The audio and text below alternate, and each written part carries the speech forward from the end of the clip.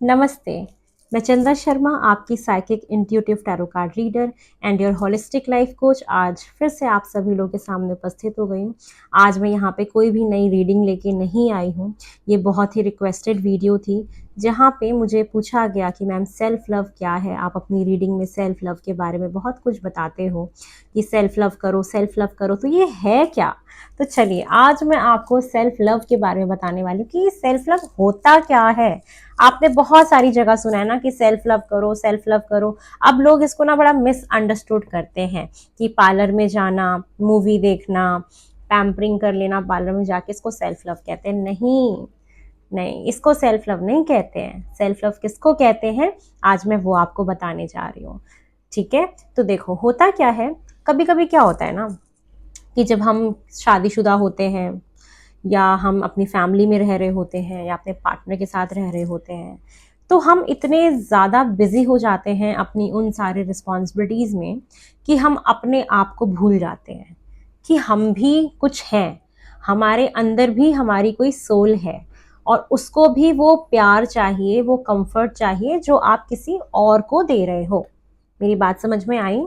जैसे हम अपनी सारी रिस्पॉन्सिबिलिटीज निभाते हैं अपनी मम्मी को खुश करने के लिए, अपने पापा को खुश करने के लिए, अपने हस्बैंड को खुश करने के लिए, अपने पार्टनर को खुश करने के लिए, अगर आप किसी रिलेशनशिप में हो, हम अपने आप को ही कुर्बान कर देते हैं।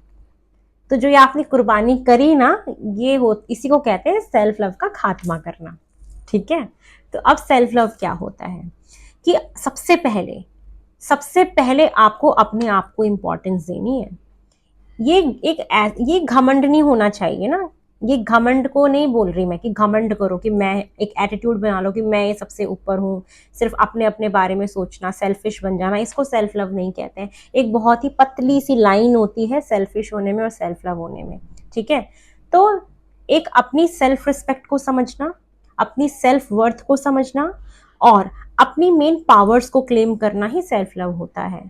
ठीक है, मैं ये नहीं कह रही कि पार्लर में जाना या मूवीज देखना या अपना अपना ख्याल रखना सेल्फ लव नहीं है। वो सेल्फ लव के टूल्स हैं। फॉर एग्जाम्पल कि अगर कोई पर्सन है, ठीक है, वो कंटिन्यू 5-6 महीने से सिर्फ काम करे जा रहा है, उसको आराम ही नहीं मिल रहा कि चांद मुझे आराम नहीं मिल रहा, मैं क्या करूं, मैं थक गया काम कर करके। तो अब उसकी सोल को, उसकी आत्मा को, उसकी बॉडी को किस चीज की रिक्वायरमेंट है? रेस्ट की। तो अगर वो रेस्ट कर लें तो उनकी जो अंदर इनर सोल है उसको रिलैक्स मिल जाएगा, उसको भी ऐसा फील होगा कि यस मुझे भी इंपॉर्टेंस मिली, मुझे भी वो इंपॉर्टेंस दी गई। तो वो क्या हुआ? रेस्ट एक मेरा सेल्फ लव का टूल हुआ जिसकी वजह से हम अपने आप को खुश कर सकते हैं। तो सेल्फ लव का मतलब क्या कि हम माइंड बॉडी सोल, ठीक है, हम तीन चीजें मेन होती है हमारे, एक हमारा माइंड, एक हमारी बॉडी और एक हमारा सोल। अगर आप इन तीनों में से किसी भी एक चीज को भी नेग्लेक्ट कर देते हो तो वो सेल्फ लव नहीं है। सेल्फ लव है ही क्या कि जब आप माइंड बॉडी सोल तीनों को अलाइनमेंट में रखो, तीनों से इक्वल प्यार करो और तीनों की इक्वल केयर करो, ये सेल्फ लव होता है। जितना आप दूसरों के लिए कर रहे हो उससे पहले अपने लिए भी करो।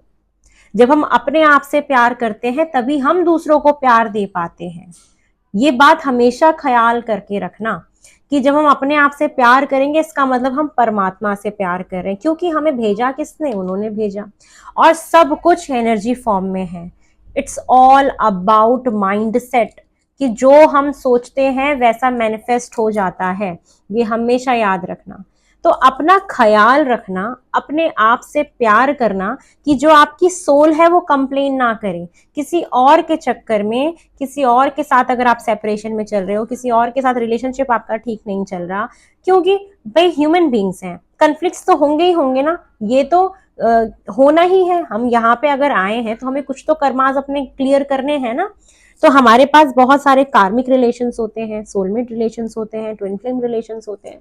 तो भाई सबका अपना अपना रोल होता है। हम अगर यहाँ पे आए हैं अर्थ में तो सिर्फ यहाँ पे शादी करके, बच्चे करके, रोटी खा के और बस चले जाना ही थोड़ी ना हमारा मेन यहाँ पे पर्पस होता है। अगर हम यहाँ पे आए हैं तो हर इंसान का अपना अपना सोल पर्पस और अर्थ मिशन होता है। बहुत लोग अपना सोल पर्पस, अर्थ मिशन समझ लेते हैं और ज्यादा से ज्यादा लोगों को तो पता ही नहीं होता कि ये क्या होता है।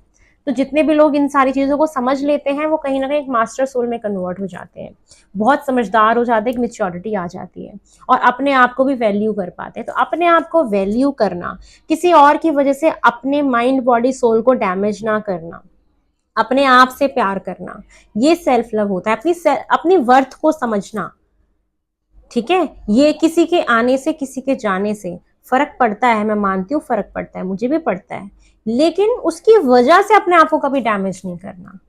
एक वो दुख है आपके मन में, लेकिन उस दुख के भाव में भी पॉजिटिव सोचना, यही तो सेल्फ लव है।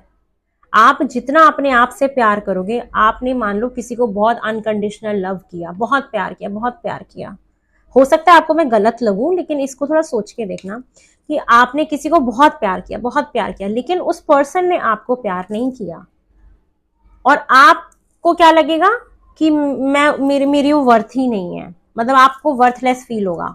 तो ऐसा नहीं है, आपकी बहुत ज्यादा वर्थ है, आपके पास देने के लिए बहुत कुछ है। और दे कौन पाता है? जिसके पास होता है, जो रिच होता है, जिसकी वर्थ बहुत ज्यादा होती है। ये बात हमेशा ख्याल रख करना।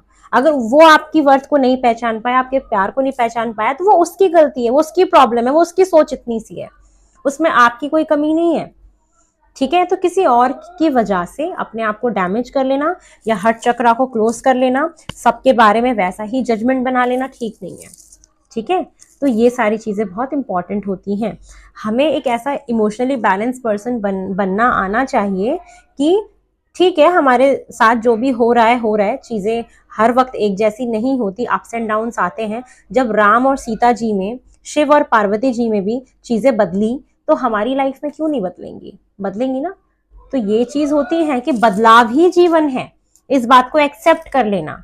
अब होता क्या है, देखो, सब कुछ ना एनर्जी फॉर्म में होता है। अगर हमारे पास, मैंने कोई मान लो रीडिंग निकाली, ठीक है, जिसमें कुछ नेगेटिव आ रहा था, लेकिन अब उसके लिए मैं गाइडेंस भी तो देती हूँ कि अगर आप इस चीज को होने से रोकना चाहते हो तो आप ये करना, रेमेडीज भी तो होती हैं। क्यों? ये सारी चीजें कैसे वर्क करती हैं? क्योंकि सब कुछ एनर्जी फॉर्म में है। तो एनर्जी का मतलब समझ रहे हो कि आप जो सोचोगे वो हो जाएगा, वही मैनिफेस्ट हो जाएगा जो सोचोगे। सब कुछ मेरी जान माइंडसेट का खेल है, मैं बता देती हूँ, सब कुछ माइंड सेट का खेल है। आप पत्थर में भी जान डाल सकते हो अपने माइंड सेट से। आप पत्थर को भी एक हथौड़ी और छेनी से ठोक ठोक के एक बहुत सुंदर मूर्ति बना सकते हो।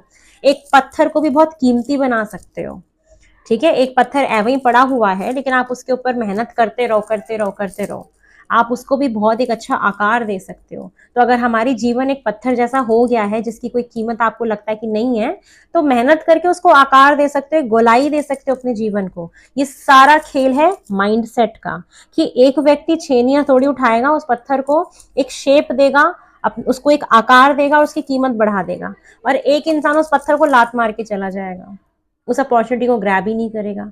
ये सब कुछ माइंड सेट का खेल है, जो सोचोगे वो हो जाएगा। आप मेरे से गारंटी ले लो कि अगर आपकी मान लो कि हेल्थ खराब है या कोई रिलेशनशिप खराब है, आप क्या करो, आप पॉजिटिव हो जाओ कि कोई बात नहीं, ठीक हो जाएगा, कोई बात नहीं, ठीक हो जाएगा, टेम्परेरी है, और अगर नहीं हुआ ठीक तो वो मेरे लिए बेस्ट होगा, अगर ठीक नहीं हुआ तो वो मेरे लिए बेस्ट होगा, वही होना था, वही मेरा कर्मा था, और जो अब होगा वो मेरे लिए बेस्ट होगा, उसका इतना ही लिखा था मेरे जीवन में, वो मेरा कर्मा था या मुझे कुछ सीखना था।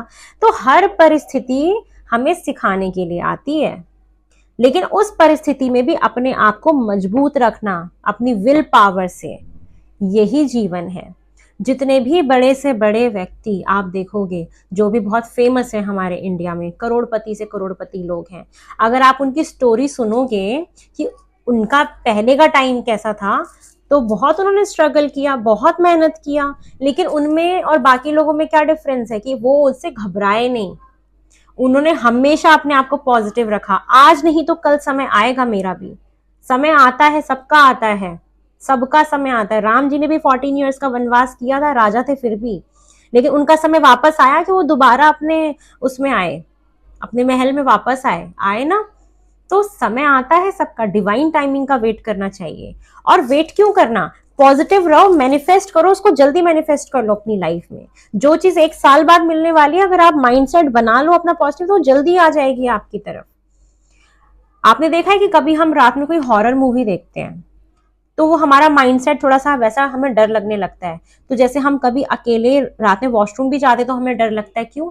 Everything is in energy form, हमें डर लगने लग गया, जबकि है कुछ नहीं, लेकिन हमें फिर एकदम से वहम होने लगता है कि जैसे जैसे कोई मेरे पीछे है, कोई आ तो नहीं रहा, एक मन में डर बैठ जाता है, क्यों? वो माइंडसेट मेरा ऐसा हो गया। तो मेंटली स्ट्रांग होना बहुत जरूरी है, ठीक है? अपने आप को मेंटली स्ट्रांग कर लो, किसी का भी इंतजार मत करो, अपना काम करते जाओ, पॉजिटिव रहो, अपने बॉडी को, अपने सोल को, अपने माइंड को अलाइनमेंट में रखो। जो चीज आपकी होगी, जो आपके लिए बेस्ट होगी, वो आपको मिल जाएगी, मैं सच्ची बता रही हूँ।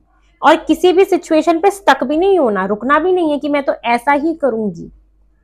वक्त के साथ साथ बदलना भी बहुत जरूरी है, ठीक है? वक्त के साथ साथ हमें बदलते रहना भी बहुत जरूरी है, क्योंकि परिस्थितियां सब सब टाइम पे एक जैसी नहीं होती हैं। जब तूफान आता है तो हमें घर में जाना पड़ता है, रहना पड़ता है, बैठना पड़ता है, थोड़े वक्त के लिए रुकना पड़ता है। तो जब जीवन में तूफान आए ना, तो थोड़ा संभल जाओ, थोड़ा थम जाओ, थोड़ा रुक जाओ, पूजा पाठ कर लो, कुछ चैंटिंग्स कर लो, मंत्रास चैंट कर लो, अपने आप को पॉजिटिव रखने की कोशिश करो। कोई भी नेगेटिव थॉट आए तो उस पर क्रॉस लगा दो कि मैं उसको एक्सेप्ट नहीं करती, ये मेरे लिए नहीं है, जाओ जाओ यहाँ से चले जाओ। ऐसे अपने आप से ही बात करो, सेल्फ टॉक। सेल्फ टॉक, आप कितना वक्त अपने साथ बिताते हो? आपने कभी सोच के देखा है कि आप अपने मम्मी को टाइम दे रहे हो, अपने पापा को टाइम दे रहे हो, अपने पति को टाइम दे रहे हो, अपने पार्टनर को टाइम दे रहे हो, मैसेजेस कर रहे हो, व्हाट्सएप कर रहे हो, वीडियो कॉलिंग कर रहे हो, सबको वक्त दे रहे हो, अपने बच्चों को भी वक्त दे रहे हो, सबके लिए काम कर रहे हो, मैं ये कर दूं, मैं वो कर दूं, मैं लंच पैक कर दूं, मैं ऐसा कर दूं, मैं वैसा कर दूं, वो कहीं बुरा ना मान जाए, ऐसा ना हो जाए। लेकिन आप अपने लिए क्या कर रहे हो?